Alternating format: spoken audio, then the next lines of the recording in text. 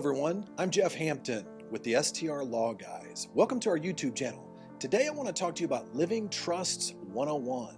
Everything you need to know about living trusts for short-term rental owners.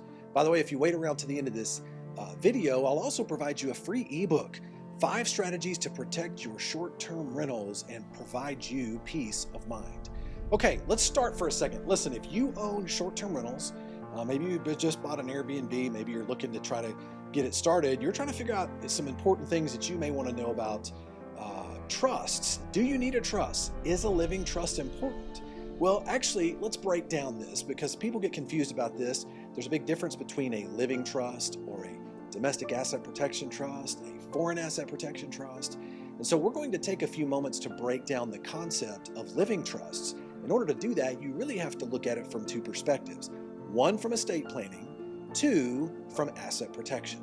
Okay, number 1, the problem is, here's the issue when we talk about trusts. People don't want to talk about getting a trust or using a trust until it's too late, kind of like a will, right? No one's interested in putting together an estate planning or asset protection plan because, hey, we all want to assume things are going to go the right way. No one wants to pretend that they are going to ever need these things, but it becomes critical if you want to be able to protect your assets and also plan for that time where you or a loved one, maybe your spouse, may pass away. You want to have that contingency in place. So let's look at estate planning first, okay? When we talk about this, anytime someone passes away, if they fail to have a will or a trust to establish their wishes or their legacy plans, they put themselves in a really tough spot because now the state, whatever state that you're in, they will take over and they'll actually tell you exactly what's going to happen to your assets. So let's identify a few of the ways that you can make sure your estate planning is taken care of. 1, this is not taking care of anything, is to do what's called die intestate. Essentially, you end up dying without a will or a trust in place. And in this situation, this is the worst of all possibilities. You're now forced into probate court. And the worst part about this is that it's so extremely expensive because there is no will, there is no trust that identifies what your wishes were.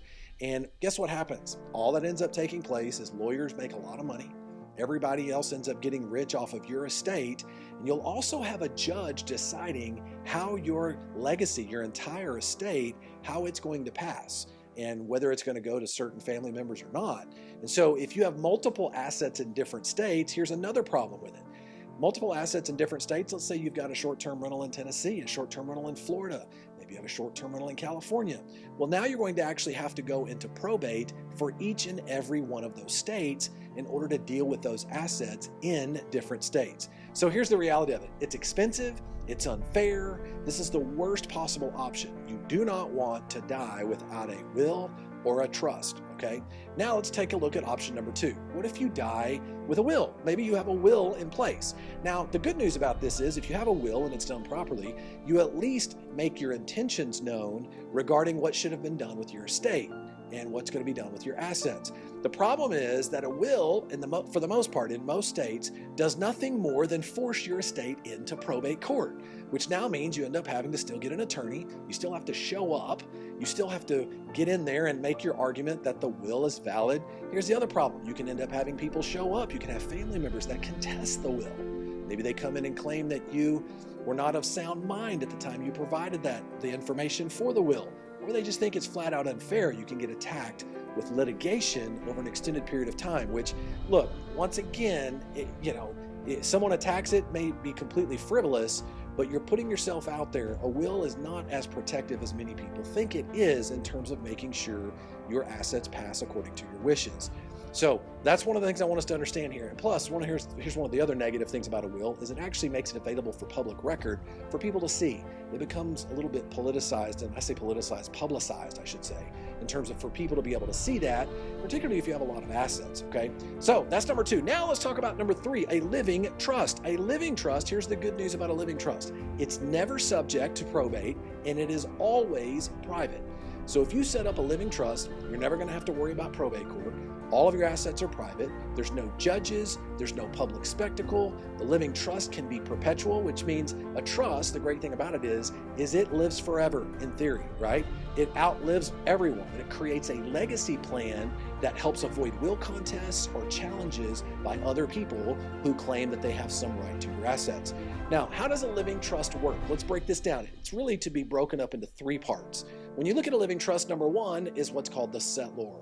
S-E-T-T-L-O-R. A settlor is a person who funds the trust. So this is the person who's actually putting funds within that trust. And then you have number two, you have the trustee. This is the person who is responsible for administering the trust. The trustee always has fiduciary duties to act for the benefit of the beneficiaries. And in practice, here's what has to happen. The trustee at the time of death, let's say someone who has set up this trust, the settlor set up the trust. At the time of death, the trustee only has to have the death certificate and the certificate of trust to be able to have the authority to be able to go and execute all transactions and all business on behalf of the trust and the beneficiaries. It makes it much easier to administer the estate with a trust. Now, what is a beneficiary? The beneficiary are those who receive the benefit of the trust, right? And so that trustee always has a fiduciary duty to act in the best interests of the beneficiary. Okay, now with a living trust, from an estate planning perspective, here's the good news. You get to act as all three parties. You can be the one who funds the trust, you get to control the trust and execute all of the assets for your benefit during your lifetime. So during your lifetime, you can fund it, you can control it, and it's for your benefit, right? And so you're able to make those type of modifications. Now, what happens when you die? When you die, your trust provisions can then assign the beneficiaries and trustee according to your wishes that you have provided in those trust provisions. So now that trustee, that successor trustee, is able to take over that role and be able to, they must now follow under the law, the responsibility of making sure they act in the best interests of your beneficiaries. Maybe it's your kids, maybe it's a business partner, whoever it is that you might be working with. Okay, now, so here's the great thing about it. Living trusts are also revocable, which means during your lifetime, you can make changes to that trust. You can come in and make modifications. You can do, things may change. You may have different desires later on in life, but these are things that you can make changes to. And so there's flexibility that's also provided with a living trust. You can set up a trust for what they call a health, education, maintenance, and support of the beneficiaries for a certain period of time. Now, why does that matter? Well, this type of trust, when you set it up for health, education, support, and maintenance, that's important because in that situation, you can make sure that you're not dumping a bunch of money or assets on a child or a young, someone in their 20s, maybe still in college, that isn't quite ready for it yet. So by setting it up that way, you can put conditions on that living trust, let's say until they turn 30 or maybe they graduate from college. These are some things that you can place upon there in order to protect those assets until that particular beneficiary is ready for it, okay? Now, we've examined how living trusts are beneficial from an estate planning perspective, right? Now let's take a few minutes to talk about it from an asset protection structure. Why does this matter at all? Why would we even consider asset protection? Well, remember, if you own short-term rentals, any type of Airbnb, VRBO, whatever you want to call it, well, you want to understand that short-term rentals are labeled high-risk assets. I talk about this in other videos on my YouTube channel. I encourage you to go back to and take a look at that. They are labeled as high-risk assets. So as a result of that, you need to have a strategy to protect those assets and separate your short-term rental assets from your personal assets and try to make sure and diversify your risk if you're going to be involved in renting out for short-term rentals, okay? Now let's talk about this. Here's where a living trust can play in to asset protection. So here at STR Law Guys, we have one of the plans that we offer is known as the paper plan. Okay, the paper plan essentially is a structure by which you can set up an Arizona limited partnership holding company. And the great thing about an Arizona limited partnership holding company is that an Arizona limited partnership is comprised of two parts. First, you have a limited partner, and then you have a general partner. The limited partner is the passive partner in the relationship, and then the general partner is the active partner. Now, here's where it plays the role.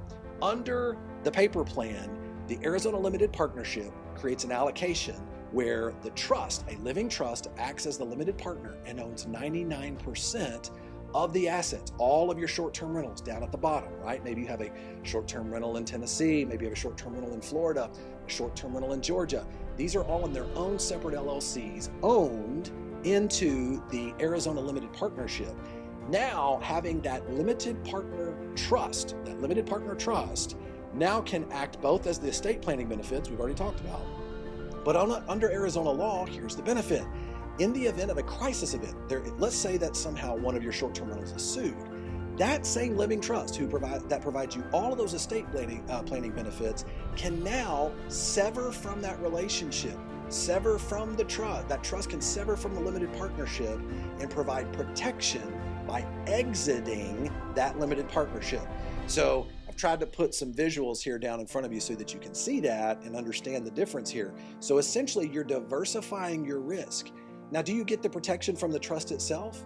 No, but the trust acts as the vehicle, the means by which to be a limited partner to separate from that limited partnership. And so it's really important, if that limited partnership living trust owns 99% of the assets in the limited partnership and the law allows that limited partner to sever the relationship, you will have some asset protection. So here's the main point. I encourage you to go back and take a look at some of my other videos related specifically to the paper plan, the Arizona Limited Partnership Holding Company, and you'll get a better concept of exactly the type of protection that can be involved with a living trust. So what's the main point here? The main point is that a living trust can serve as both an estate planning tool as well as a critical limited partner role in a Arizona Limited Partnership Holding Company asset protection strategy. Okay, now I hope this was helpful. I encourage you. I know this is a complicated subject when you start talking about asset protection. Go back and check out some of my videos related to trust and the Arizona Limited Partnership, and I'll go into more detail on that. But I want to thank you for waiting around and listening to this entire video. I want to now share a free guide with you, a free ebook from STR Law Guys, 5 strategies to protect your short-term rentals and give you peace of mind. Click down into the actual text portion of this YouTube video. I'll be happy if you give us your email address. We'll send that right over to you and we'll share that information with you. And by the way, if you liked what you heard here today, subscribe to our YouTube channel, like this video. I'll send you more great content just like this. Thanks again.